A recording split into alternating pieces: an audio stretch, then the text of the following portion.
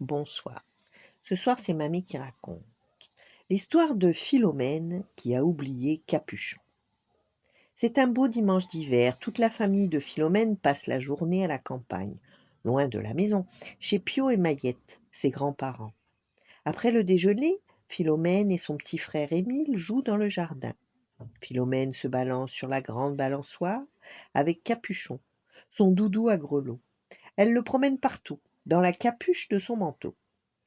Bientôt la cloche de l'église sonne 4 coups. Il faut rentrer, s'écrie maman.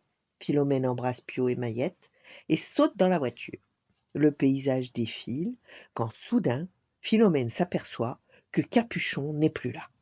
Elle s'écrie: J'ai oublié Capuchon sur la balançoire. Il faut retourner chez Pio et Mahiette pour le chercher. Mais c'est impossible, dit papa. Nous sommes déjà trop loin. Philomène est inconsolable. En arrivant à la maison, papa compose le numéro de téléphone de Mahiette. Avec sa voix guillerette, Mahiette rassure un peu Philomène. Ne t'inquiète pas, ma chérie. Quand tu es partie, j'ai retrouvé Capuchon dehors. Il s'est réchauffé au coin du feu avec Pio et je lui ai préparé une bonne soupe de légumes. Après un gros dodo, il sera prêt à voyager jusque chez toi. Demain, je ferai un joli paquet pour te l'envoyer par la poste. Au dîner, Philomène n'a pas faim. Capuchon est trop loin. Elle a la gorge si serrée qu'elle n'arrive rien à avaler. Le soir, dans son lit, Philomène se tourne et se retourne. Elle n'arrive pas à s'endormir sans Capuchon. Émile, son petit frère, a tout compris. Il se lève sans bruit et lui dit: Je n'aime pas quand tu es triste. Je te prête Pirouette. C'est un doudou très gentil. Il ne ressemble pas à Capuchon, mais il est très doux lui aussi. Philomène sourit, serre Pirouette dans ses bras, se blottit sous sa couette et finit par s'endormir. Cette nuit-là, elle fait un rêve merveilleux. Elle entend tinter le grelot de Capuchon. Son doudou arrive dans le traîneau du Père Noël.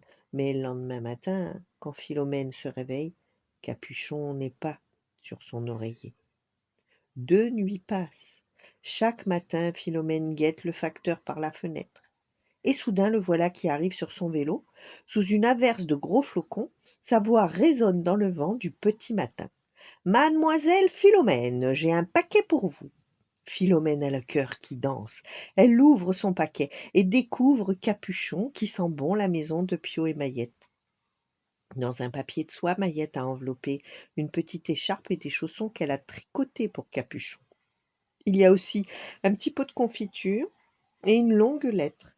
Philomène est si heureuse qu'elle enfile son manteau, cache son doudou dans sa capuche, pousse la porte de la maison et court dans la neige pour entendre tinter le grelot de Capuchon. Voilà, bonne nuit, faites de beaux rêves et à demain.